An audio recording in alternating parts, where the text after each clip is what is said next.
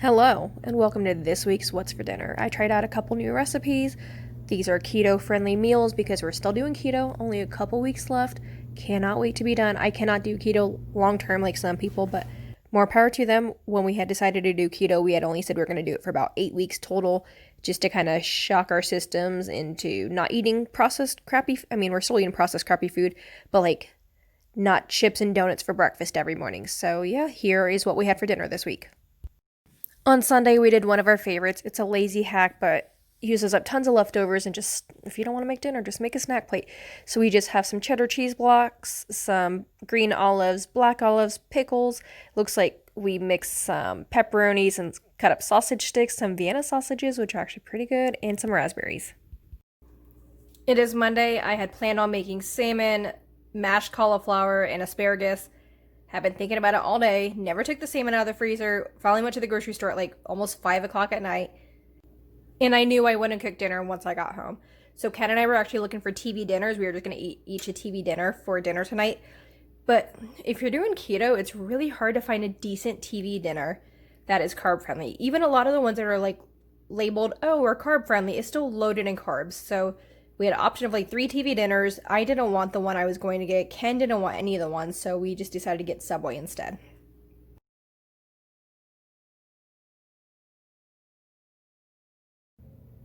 It is Tuesday, and for tonight's dinner, I am making jalapeno popper chicken. I will have the recipe linked below. I do mine a little different. In the original recipe, they use chicken thighs. We don't really like chicken thighs. And I think they use 1.5 cups of like blended cheese, like the Colby Jack, but we just use sharp cheddar. So to start out, we just have chicken breasts, which I'm trying to still defrost from this morning. Sharp cheddar. I'm just going to grate this and see how much I get out of this little tiny piece because it's not a full block. Just pepper, salt, half a block of cream cheese, garlic, and then heavy whipping cream. And then it calls for fresh jalapenos, but we actually have diced jalapeno peppers. I had seen a different recipe that used those, so that's what I bought originally, and now I can't find that recipe, so I found this one just by watching random YouTube videos, and this was in somebody's What's for Dinner video, so I was like, oh, that looks so much easier. So yeah, this will be tonight's dinner, and I'm super excited. Oh, and bacon, which is currently cooking in the oven. I have discovered, like many others, and I've discovered this because of many others, that the best way to cook bacon is in the oven. So I turned on my oven to 400 degrees. I put out foil, and then I try to like do like a little wedge, and then you put in the bacon for about 20 minutes. But you have to be careful because I had done that earlier this morning. I made bacon for us to eat for breakfast, and then also a couple pieces for this recipe I'm making, and they were so burned, it was crazy. And in the past, I've done it for 20 minutes at 400 degrees, and they were barely cooked. So you really just gotta watch it. So yeah, I'm preheating my oven right now to 400 degrees. I'm actually going to put it in right now, and I'll set my timer for 15 minutes and check it after that. Since I was worried about burning my bacon like I did this morning when I made breakfast, I took it out at, I think, 15 minutes, 16 minutes, but then I was like, no, this bacon doesn't even look cooked enough, so I happened to turn down the oven to 375 to preheat for the jalapeno popper chicken, and then I ended up just throwing this back in for like 4 more minutes at 375. So yeah, that is the bacon. I have it on a oven mitt, so it kind of tilts the grease off. And then, yeah, we'll have 4 pieces of that for the dinner, and then just the rest for breakfast. And then I am cooking some cauliflower on the side to make mashed cauliflower. I have thin chicken breasts. What's really funny is I was looking everywhere for these thin chicken breasts. I had them in my freezer, couldn't find them anywhere. And I was like, fine, I guess I'll take out this big piece of chicken breast and just smash it up with my meat mallet. So I started taking it out of the vacuum bag, and it was the thin chicken I was looking for. It was just so compressed into one bulky thing because of the vacuum sealer. So yeah, funny story. Anyway, so I took this thin chicken breast and I cut it into 5 pieces, and I also trimmed off the gross looking parts. I don't know if anyone's like me, but I know that chicken's probably fine to eat. It's like the fat and the red parts, but it just grosses me out. That's probably why I don't like dark meat chicken either, for the most part, except for like occasionally wings. But anyways, so yeah, trim that off. I'm going to pan fry these just for a few minutes on each side in the oven to get like a nice little crust on them. And then I'll put more stuff on it and throw it in the oven.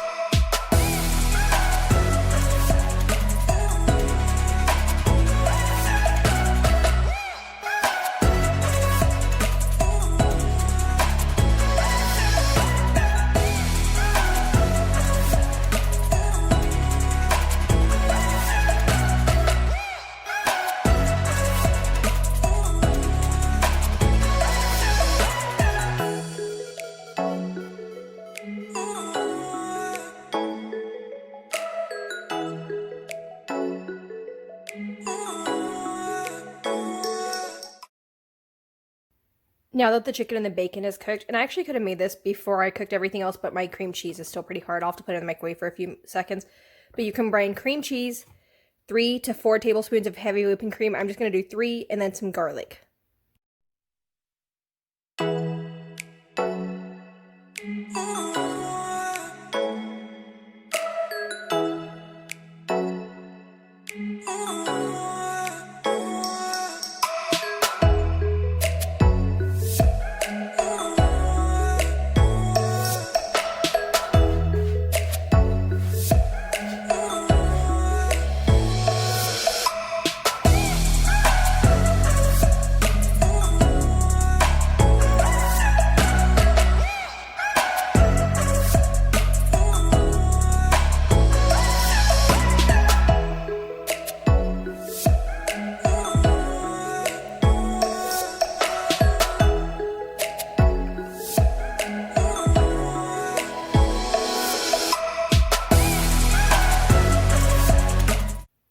So it's all ready. I'm going to throw it in the oven at 375 for 20 minutes and then check it after 20 minutes. The cheese needs to be melted and the chicken needs to be cooked, but I'm assuming the chicken will be cooked within 20 minutes because it's already par cooked.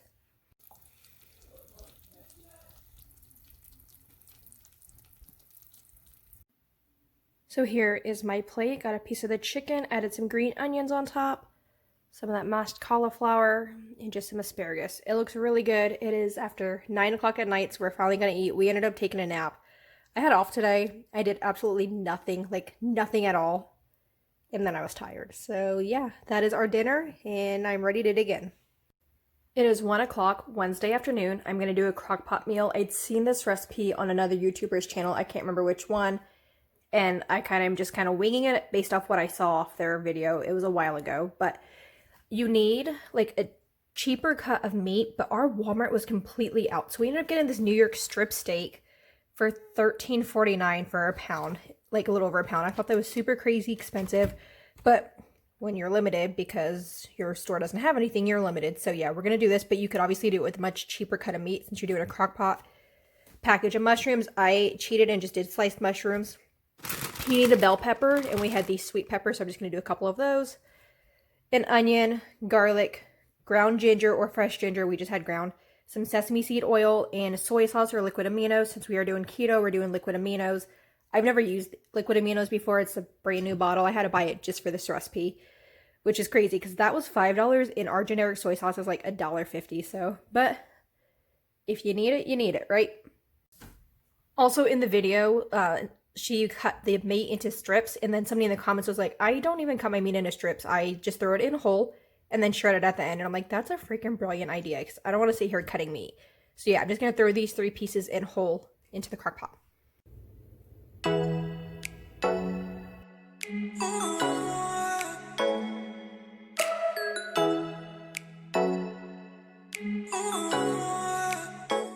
And here's the sauce that you pour over it. So I am having the recipe that she used originally. I'm using fresh garlic instead of powdered garlic. And then since I have ground ginger, I'm making some adjustments as well. But we have 3 tablespoons of liquid aminos or soy sauce, a tablespoon of sesame oil. I'm going to just use a tablespoon of garlic because we like garlic.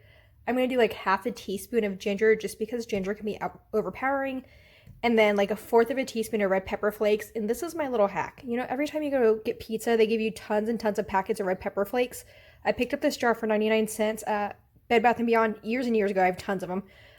So yeah, I just put my red pepper flakes in that and essentially free red pepper flakes. I guess not really free because I paid for the pizza. I poured the sauce over, mixed everything around a little bit, and then I'm going to put it on high for 7 hours. But I'm going to come and check it after 6 hours, and if it's done, we'll just eat then. I cooked it on high for 4 hours because it says high for 6 to 7. Well, I didn't account for the fact that I only put in 1 pound of meat, not 2.5 like the original recipe did. So I think it's pretty much done, but then I put it on low for the last hour or so, but now we're going to eat.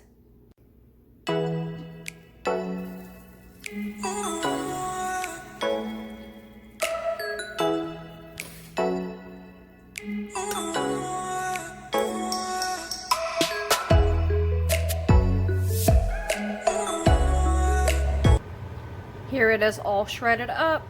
It looks so good and it smells great, and I've tried to buy it and it tastes great, so I cannot wait to eat dinner.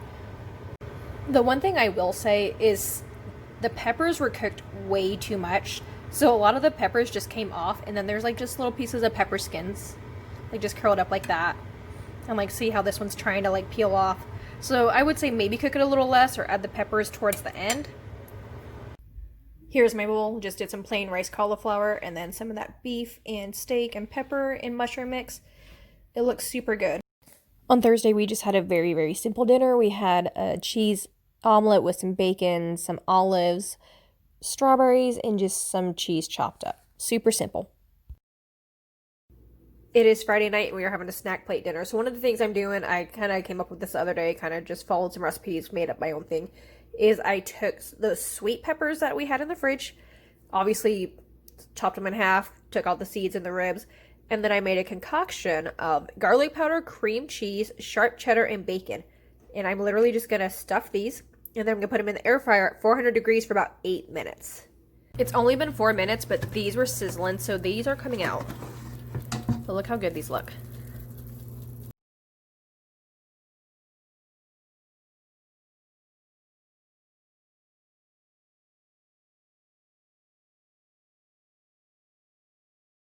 On Saturday, we just had some chilies. We just got some steak and broccoli, and I got a salad on the side. I love their Caesar salad. Their dressing is so good. And then Ken got some steak fajitas. Obviously, no rice, no beans, so he just got the steak. And then all the stuff that you put on top of the fajitas, minus the tortillas, rice, and beans.